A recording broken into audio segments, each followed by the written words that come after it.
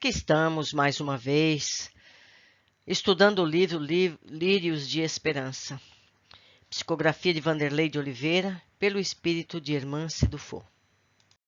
Delicada cirurgia.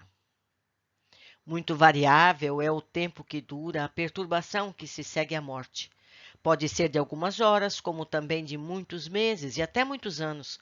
Aqueles que, desde quando ainda viviam na Terra, se identificaram com o estado futuro que os aguardava, são os que em menos longa ela é, porque esses compreendem imediatamente a posição em que se encontram. Isso está no Livro dos Espíritos, na questão 165.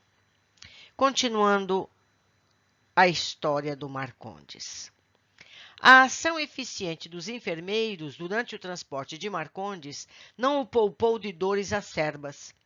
Embora em estado de inconsciência passageira, ele se contorcia na maca a caminho do centro de urgência, recordando os quadros comuns de parto iminente nos hospitais terrenos.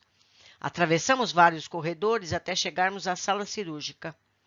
Empapado em suor e estudando um odor desagradável, foi completamente despido e acomodado na mesa de operações. Dr. Inácio convocou a presença de Dona Maria Modesto Cravo ao bloco. Ele próprio tomaria as medidas de socorro e amparo em posse de instrumentais avançados, guardando certa similaridade de funções com as pinças e fórceps terrenos. Dona Modesta entrou na sala de forma discreta, já devidamente informada sobre o caso, e oramos em conjunto. Tomamos as vestes adequadas ao momento e Marcondes foi literalmente anestesiado. Dr. Inácio colocou a médium uberabense, Dona Modesta, com as mãos estendidas sobre a genitália do paciente. Orientada a tocar a bexiga, ouvimos um sonido como se algo vivo se movimentasse por baixo da pele do paciente. As mãos da medianeira funcionavam como se fossem potentes aspiradores de sucção. Serviço lento e de muita concentração. Enquanto isso, o Dr. Inácio esquadrinhava com profunda atenção a medida em curso. Após 10 minutos, uma coloração arroxeada formou-se em torno das mãos de Dona Modesta. Uma mutação energética desenvolvia-se com rapidez, a ponto de dar liquidez àquela matéria, que começava a escorrer pelas virilhas de Marcondes como uma cera aquecida. A médium acentuou seu poder clarividente e informou que foi um sucesso a operação. Os auxiliares atentos limparam-no com incomparável zelo e respeito. Subitamente, observamos a formação de um enorme inchaço à altura da bexiga urinária. Dr. Inácio assentou Dona Modesta em cadeira próxima para recuperar o desgaste, enquanto nós aplicávamos passes dispersivos em sua aura. Oramos novamente em conjunto, suplicando o amor paternal em favor do nosso irmão. O silêncio era quase absoluto no bloco operatório. O inchaço atingiu vasta proporção. Com habilidade e demonstrando segurança, foram chamados duas integrantes da equipe que traziam um recipiente qual um pequeno berço, na proporção de uma caixa de sapatos. Era uma incubadora móvel. Então, assistimos a um fenômeno singular. Seria belo se não fosse a causa geradora. Com um pequeno e certeiro corte na altura da bexiga, como procedesse a uma cesariana, foi cuspido uma forma ovoide para as mãos de Dr. Inácio, como se Marcondes a desalojasse de suas entranhas por ato inconsciente. Era do tamanho e formato de um abacate e de cheiro repugnante. Em matéria viscosa, com coloração esverdeada, envolvia todo aquele ser. Para quem olha, torna-se difícil acreditar que era um ser humano e encontrava-se naquelas condições. Imediatamente acomodada na incubadora, a criatura de aspecto repulsivo foi levada com atitude maternal e sagrada pelos companheiros das alas do subsolo do hospital. Olhamos para Dona Modesta, que deixava escapar algumas lágrimas de alegria.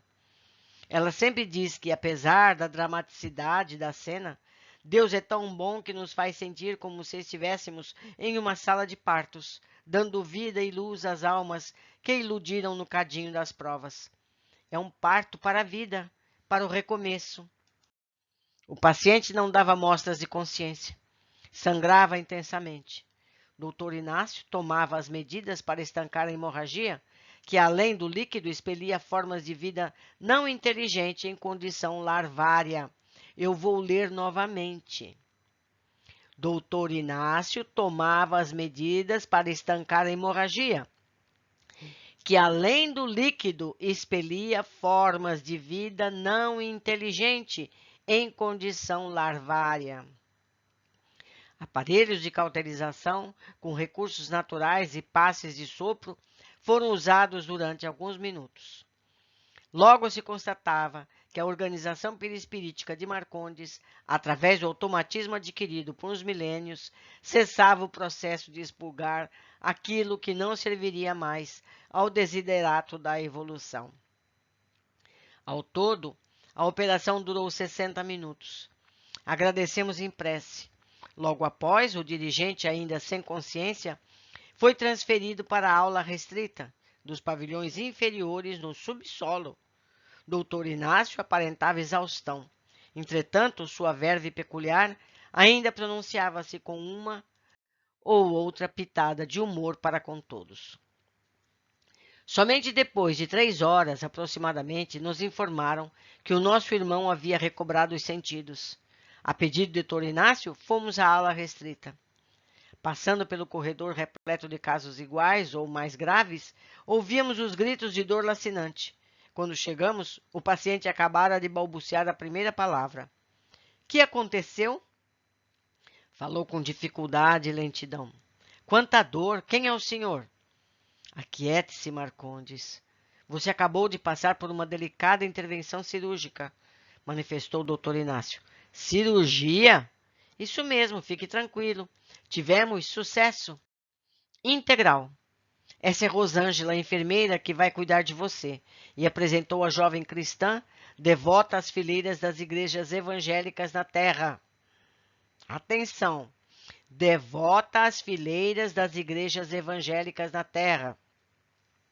Essa dor não vai passar? Vai ser assim por algumas horas, mas tenha certeza que não será como a dor que teve no corpo físico. Corpo físico? Então eu já morri? O estado de confusão do paciente era imenso. Depois falamos. Procure se aquietar. Saímos e deixamos o paciente a cargo de Rosângela e alguns médicos da ala restrita. A ala restrita do Hospital Esperança abriga casos gravíssimos de almas com extremo apego às sensações físicas ou recém-resgatadas de vales e regiões abismais. São 3 andares de subsolo que chegam a estabelecer elos muito próximos com as vibrações terrenas. São macas e alojamentos adequados a casos de delírios, estados mentais de desequilíbrio intenso. A atmosfera ambiente, até mesmo para os trabalhadores do nosocômio, e de mais difícil absorção. As luzes são apropriadas aos casos em tratamento. Cada ambiente é devidamente acústico, face aos gritos ou gemidos em altos brados, que tornaria impossível o êxito da recuperação. É também arejado o suficiente para impedir as conhecidas contaminações viróticas que ocorrem com frequência nesses estágios de dor. Após mais algumas horas, em plena noite, Dr. Inácio é chamado pelo interfone na sua mesa. Dr. Inácio, é Rosângela que fala. Marcondes iniciou um intenso processo de purgação pela região do umbigo. Devemos utilizar os aparelhos de absorção induzida? Rosângela, o que dizem os médicos da ala? Eles aconselharam esperar mais um tempo. No entanto, Marcondes está com as lembranças do passado em estado muito acentuado. Não para de pronunciar o nome Eulália e já esteve em várias fases da sua vida pregressa. Tem febre? Muita. E o odor? O senhor quer saber se atingiu o estágio enxofre? Rosângela era detentora de excepcional capacidade olfativa e havia feito cursos sobre como reconhecer os estágios de recuperação de tais casos através do odor. Isso mesmo, começo a sentir, junto aos líquidos em expulsão, um início de mutação gasosa para o enxofre.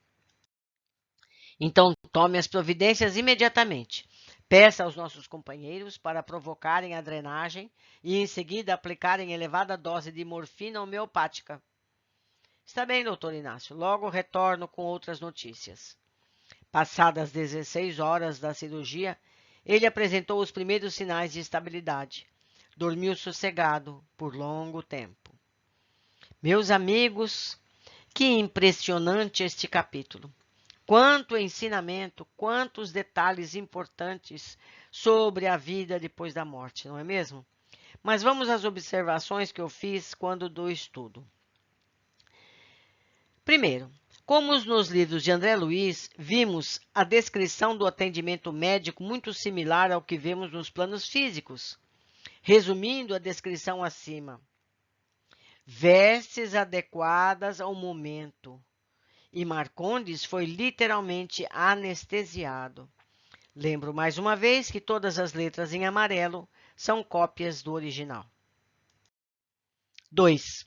A cirurgia se revelou impressionante. Foi cuspido uma forma ovoide para as mãos do Dr. Inácio. Marcondes carregou, enquanto encarnado, um espírito ovoidizado, que seguiu-lhe ao plano espiritual. Esse espírito foi carinhosamente acomodado e recolhido ao local apropriado à sua recuperação. Disse o texto, imediatamente acomodada na incubadora, foi levada com atitude maternal e sagrada pelas companheiras das alas do subsolo do hospital. Interessante, não é? 3. Novamente, como se o plano físico estivesse Marcondes inconsciente, sangrava intensamente. Então, nós podemos perceber que o corpo perispiritual tem as mesmas características do corpo físico. Está apenas em outra frequência de onda.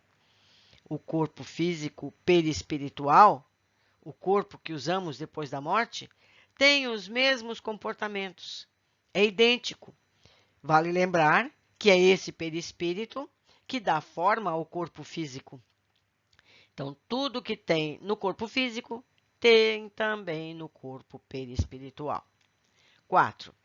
Sempre lembrando que os planos espirituais não são espíritas, são espiritualistas e, no Ocidente, cristãos. A enfermeira que atenderá Marcondes é uma devota das fileiras das igrejas evangélicas na Terra. 5. Mais outra descrição similar aos planos físicos. Contaminações viróticas que ocorrem com frequência nesses estágios de dor. Tem febre e o odor. Afinal, os livros de André Luiz apenas deixaram de lado descrições que não tínhamos maturidade para receber. Não é verdade?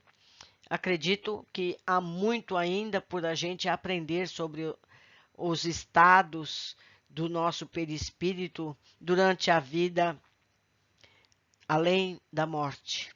Não é verdade? Mas uma coisa é certa, é muito parecida com a vida física. Um abraço e eu aguardo vocês, seja nos comentários, no grupo do Facebook, seja nos comentários aqui mesmo no YouTube ou por e-mail. Vamos, me ajudem, eu também quero entender mais e melhor a cada dia. Um grande abraço e até o próximo capítulo.